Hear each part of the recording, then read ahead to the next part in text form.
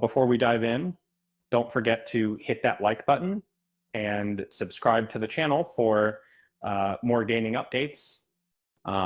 Ready? And let's go at the back of the what happens when two gaming giants decide to team up. The console wars might just be a thing of the past. And the Nintendo and PlayStation are joining forces to bring classic games to a whole new audience. And it's a game changer. This year, two iconic PlayStation series, Padapan and Everybody's Golf, are making their way to the Nintendo Switch. These games, once exclusive to PlayStation, are now breaking free from their platform chains. It's a sign that exclusivity is becoming less relevant in today's gaming world. How did the generals push out into meat to then? And meat to those single in marks of the master text generally turns out originally released for the PlayStation Portable in 2007 and 2008. This updated version comes with enhanced accessibility features like adjustable difficulty and on-screen commands.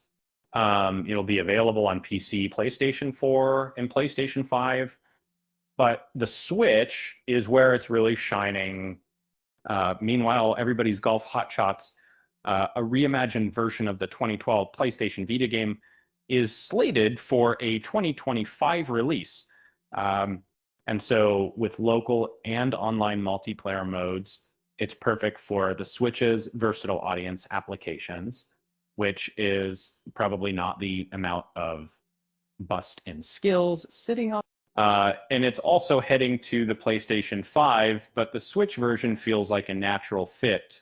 Bandai Namco is handling the Switch releases, a company that's become a trusted partner for Sony. They've already proven their remastering chops with Freedom Wars earlier this year.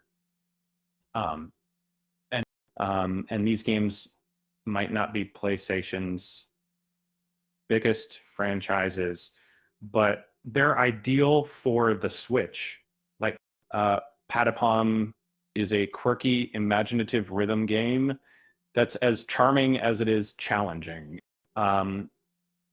Everybody's Golf, on the other hand, is a laid-back, anime-styled experience, perfect for casual gamers. It's surprising it took this long for these titles to land on the Switch.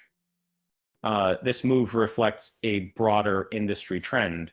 The decline of console exclusivity and the decline games that once thrived on niche platforms are now reaching wider audiences. By releasing on multiple systems, they're tapping into new markets and giving players more options that Sony seems to be embracing this multi-platform approach, following in the footsteps of Xbox.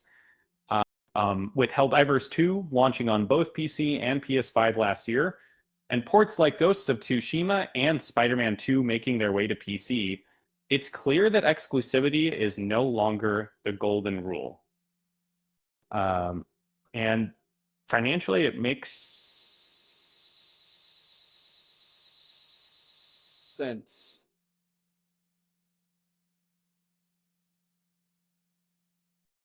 Games like 10 Feet and Padapan can now reach over 150 million users across platforms coming out.